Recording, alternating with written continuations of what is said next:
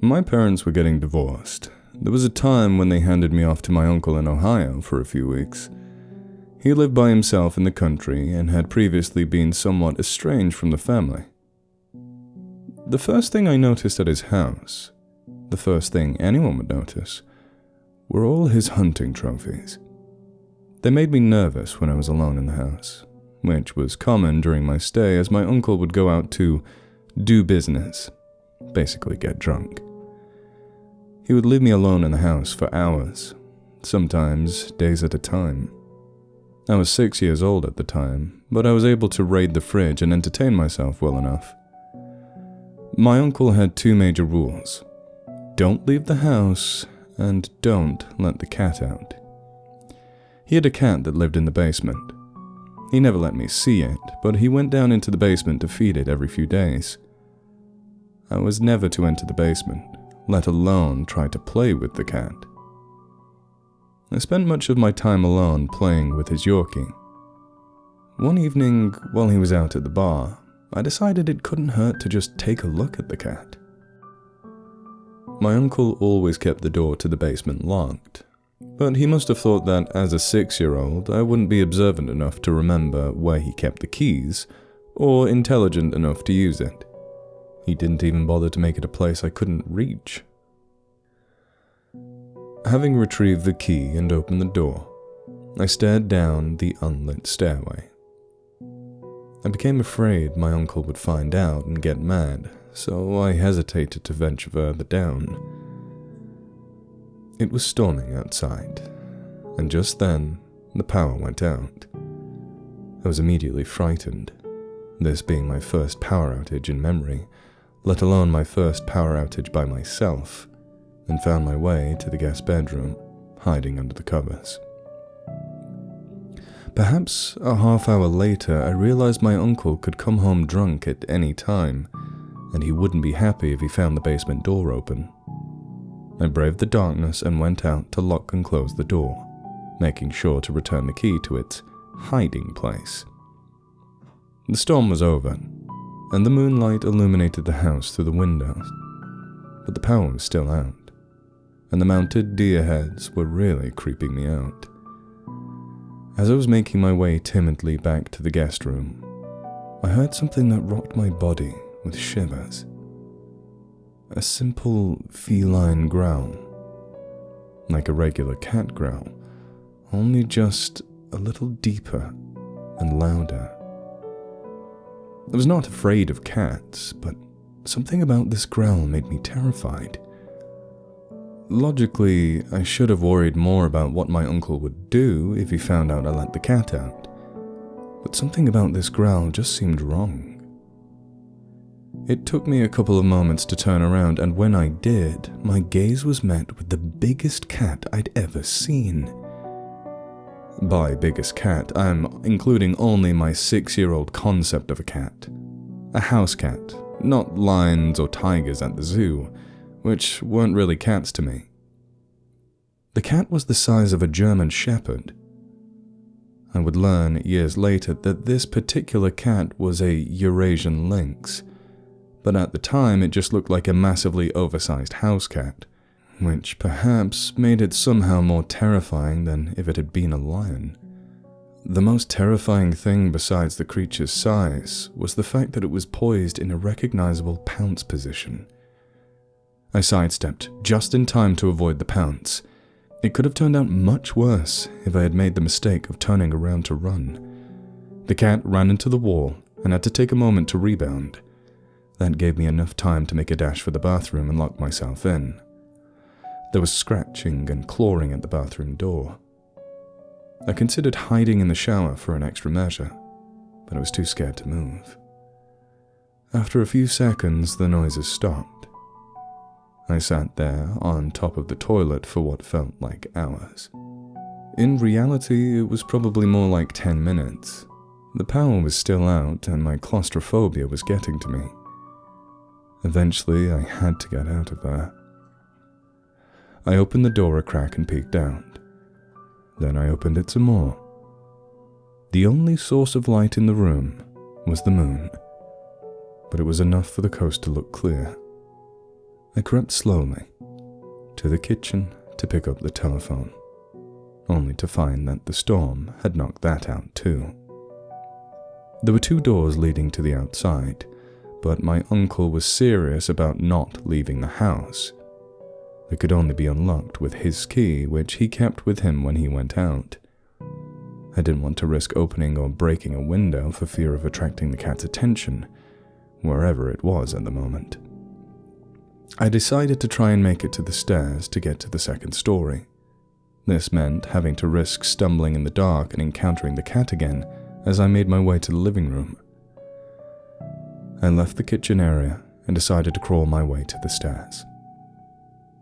When I was exiting the bathroom hallway into the living room, my eyes caught motion. I saw the faintly glowing eyes of the cat, though they were not looking in my direction. And as my eyes adjusted to the increased darkness of the windowless living room, more detail faded in, starting as just the silhouette of the lynx until I could make out its fur pattern. The cat was prowling, stalking in a way that told me it might have sensed my presence, but hadn't locked into my location yet. And the scariest part was just how silently, completely silently, it was moving. Its massive paws made no sound at all on the living room carpet. Suddenly the cat pounced again, but this time it wasn't at me. As I looked on in startled silence, I realized it had lurched upon a taxidermied hare. Frustrated at realizing the prey had no meat after a little chewing, the cat growled a little and leaped onto the sofa. It licked its paw, stretched, and curled up into a sleeping position. I decided it wasn't worth the risk of traversing the living room to get upstairs, and started crawling back to the kitchen. Not wanting to lock myself in the bathroom again due to the fear of small spaces, but still wanting a secure refuge, I decided to try a compromise by hiding under the dining room table. As I crawled into the dining room from the kitchen, I smelled something that made me retch, just a little. And then I saw it.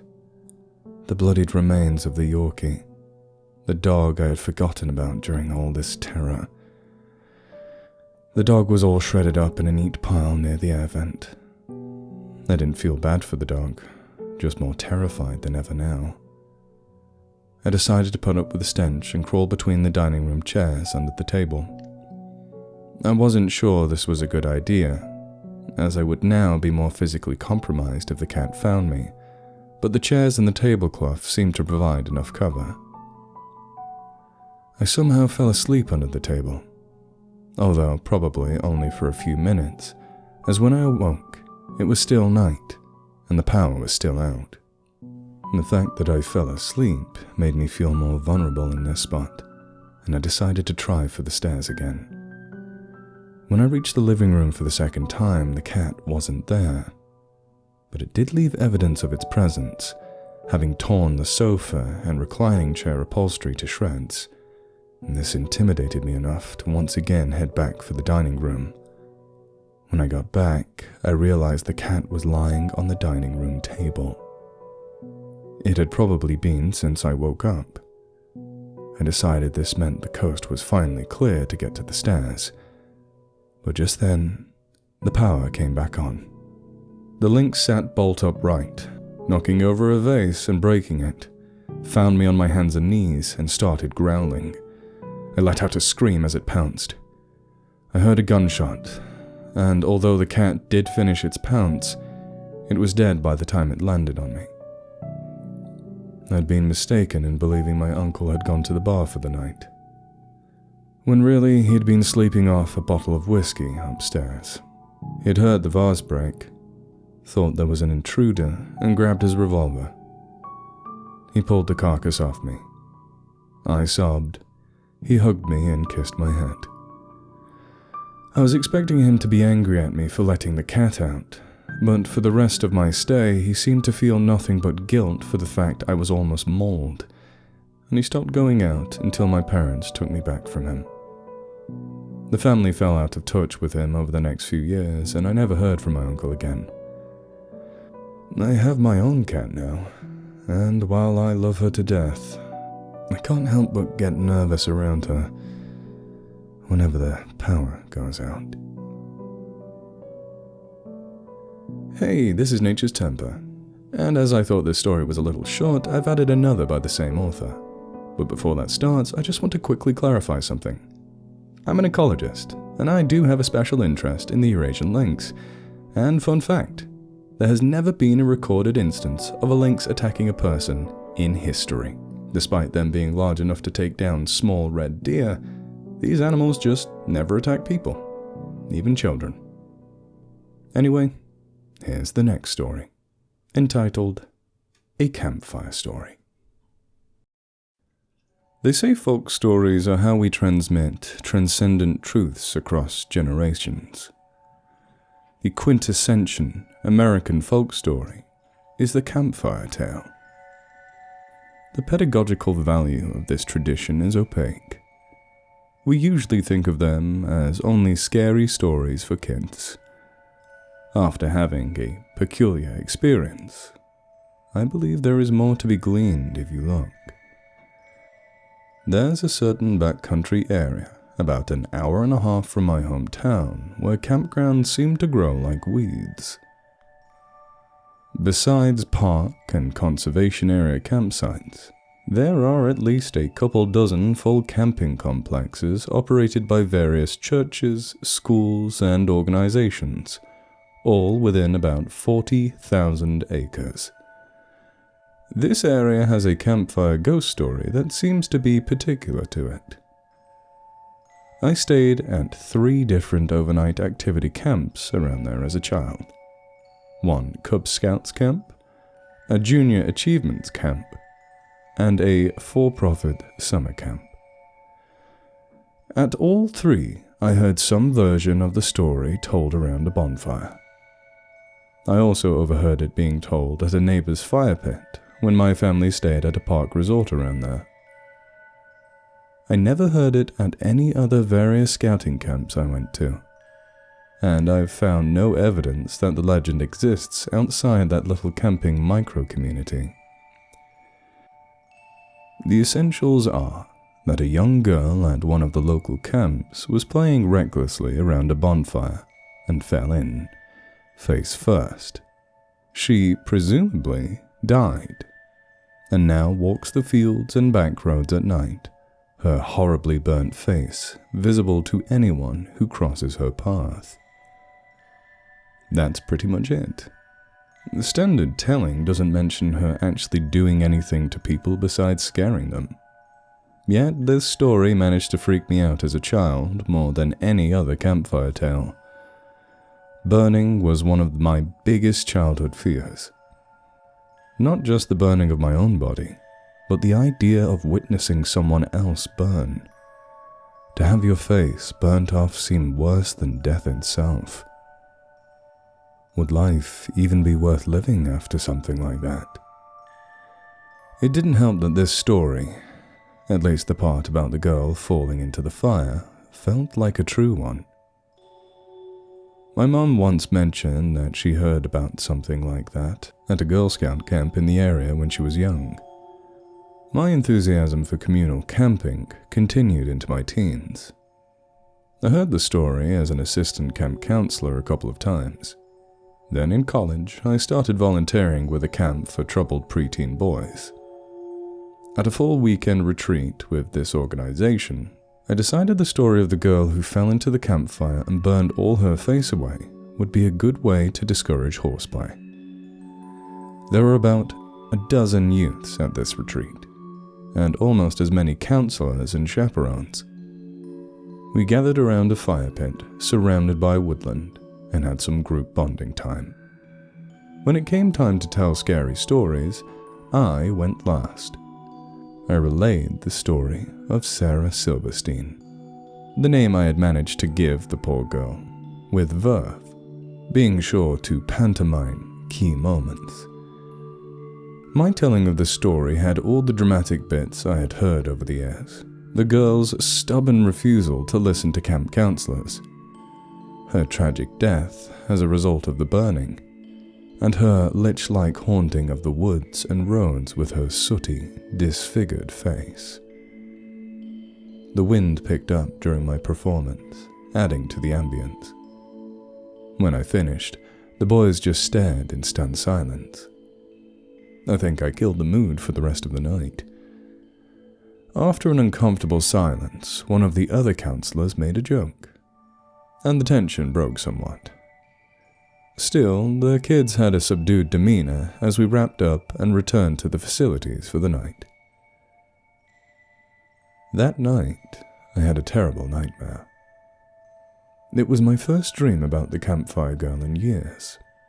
Some of it involved encountering her on the road or in the woods, but most of it was just me being forced to watch her falling into the fire, over and over. In the morning, we set off in the camp minibus for a trip to the museum. It was raining. Despite my nightmare, I was relaxed. Then the bus had radiator trouble, and we had to stop on a gravel back road, barely 3 miles from the camp. We called a tow truck, but it was expected to take at least an hour and a half to arrive. By now, the weather was really getting bad. The road was lightly wooded on either side, and I started to worry that a tree would fall on the minibus. According to Google Maps, there was a camp just under a mile away. It was a church camp, and the app didn't say it was closed.